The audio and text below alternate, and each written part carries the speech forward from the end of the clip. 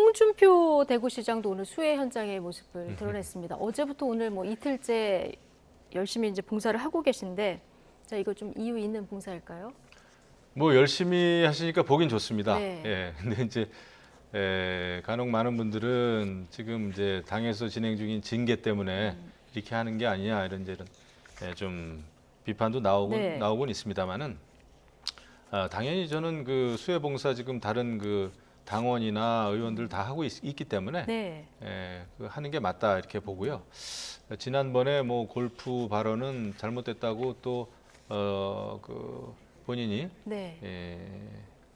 사과는 했죠. 그래서 그렇게 이제 받아들여야 될 것이고, 이것은 앞으로 지난번에 뭘 잘못했다 뭐 이런 거보다는 광역 단체장으로서 또 특히 선출직 아닙니까? 네. 이런 상황에서 이런 재난재해는 우리 지역과 남의 지역이 사실 있을 수가 없어요. 또 대권 주자셨고 당대표도 2번이나 하셨고 하기 때문에 지금과 같은 마음으로 수해 봉사하시고 하면은 네. 그 진정성이 좀 전달이 되지 않을까 이렇게 생각합니다. 네. 일손이 절실한 곳이 있어서 갔다. 오늘 이렇게 또 얘기를 했는데, 또 내일 윤리위가 열리다 보니까 여러 가지 해석이 뒤따르는 상황입니다. 홍준표 시장이 지난번에 SNS에 과하지 여기 사자성어 올렸다가 내린 이후에 지금 SNS도 안 하고 이렇게 봉사도 하고 있는데, 윤리위 그 징계 수위에 좀 영향을 미칠까요? 글쎄 뭐 연 사흘을 자원봉사를 했다고 그래요. 네. 얼마나 급했으면 그러겠어요.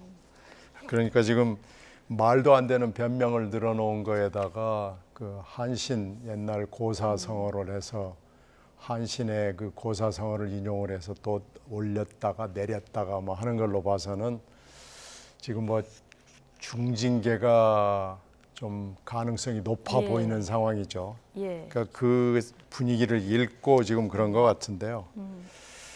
일단 정치적 미래는 매우 불투명해진 것 같고, 특히 그 홍카콜라로 하는 그 홈클럽의 팬들한테 굉장히 많은 실망감을 준 건 확실해 보여요. 일단 정치적 미래는 금이 갔다고 보여지고요. 네. 정치적 미래와 연결돼서 이 징계도 굉장히 지금 어려워지는 거 아닌가 싶고요.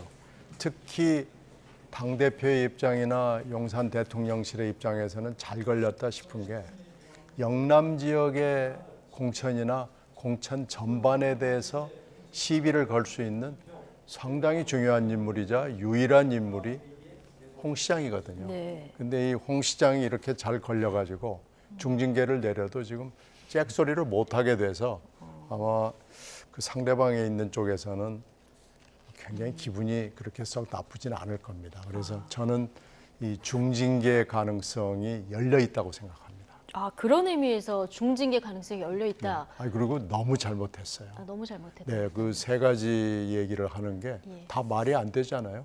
매뉴얼이 없다느니, 대구에는 피해가 없다느니, 그리고 뭐 프라이버시라느니 하는 게, 이런 얘기를 하는 공직자는 전 들어본 적이 없습니다. 이게 아마 대한민국 헌정사에서 거의 유일한 최고위급 정치인일 거예요. 네.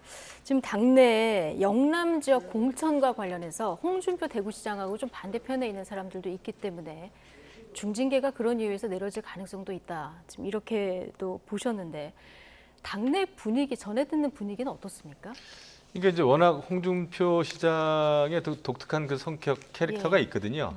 그래서 뭐 할 말하고 막 그러는데, 이번 폭우 피해에서는 해서는 안 될 말을 한 거죠. 왜냐하면은 어느 정치인, 어느 개인도 개인의 소신과 철학, 습관 이런 건 다 있죠. 근데 이번에 이제 골프 친 거 가지고 네. 그런 얘기를 막 했단 말이죠, 홍준표 시장이. 하지만 선출직의 경우에는 자신의 소신과 생각이 다 있지만 국민들 눈치를 보는 게 공직자입니다. 선출직 공직자의 운명이고요.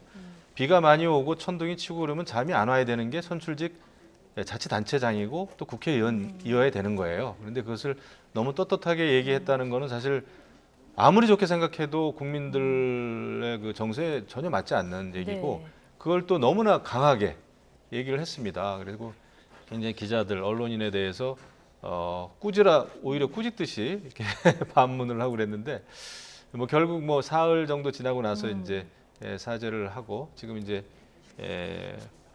폭우 피해 복구 그 봉사 이렇게 나서고 있는데 예. 조금 착잡하긴 합니다. 씁쓸하긴 해요. 이게 징계 절차가 이제 진행되고 있는 네. 상황이다 보니까 얼만큼 이렇게 좋게 볼까 이런 것도 있지만 제가 볼 때는 당내에 사실 당 대표, 당 지도부와 홍준표 시장이 여태까지 보인 행태는 굉장히 어떤 갈등 대립이죠. 상황이었어요. 예. 대립이고 그런 당내 반면에 또 윤석열 대통령의 여러 가지 행보에 대해서도 옹호하는 발언도 많이 하지 않습니까? 많이 했죠 최근에는. 네. 하지만은 그 제가 볼 때는 모르겠습니다. 이건 저 개인의 생각입니다만은 대선 후보였다가 실패하고 대구시장이 되지 않았습니까? 그러고 나서 계속 중앙 정치에 대해서 SNS를 통해서 평가를 많이 했단 말이에요. 네. 근데 그게 썩 좋아 보이진 않았습니다. 더더군다나 이번에 폭우 때 네. 했던 발언이 징계 수위 여부와 관계없이 남을 것 같아요. 정치인의 어록이기 때문에 네. 이제 그런 거에 대해서는 징계 수위와 관계없이 아마 대구시장으로서는 그거에 대해서 어떤 자세로 또 그것을 또 극복해야 되는지 그거는 저는 여전히 숙제로 남는다고 봐요. 발언이나 행위의 부적절성 이런 걸 논외로 하고요. 윤리위 판단에 정치적인 판단도 들어갈 수 있습니까? 들어갈 수 있겠죠. 저는 근데 기본적으로 당내 윤리위, 뭐 민주당도 이제 윤리위 비슷한 게 있습니다만은 윤리위가 여태까지 제대로 기능을 한 적이 있나 이런 생각을 하고 윤리위 자체도 저는 적절치 않다 이런 생각을 네. 많이 합니다. 무슨 기능 면에서도 그렇고요, 효능 면에서도 그렇고 윤리위를 저는 그렇게 크게 신뢰하지 않아요. 예. 또 국회 윤리위도 그렇고요. 알겠습니다. 자, 내일 징계위가 열리니까 징계 수위가 결정될지 좀 지켜보도록 하고 주제 바꿔보겠습니다.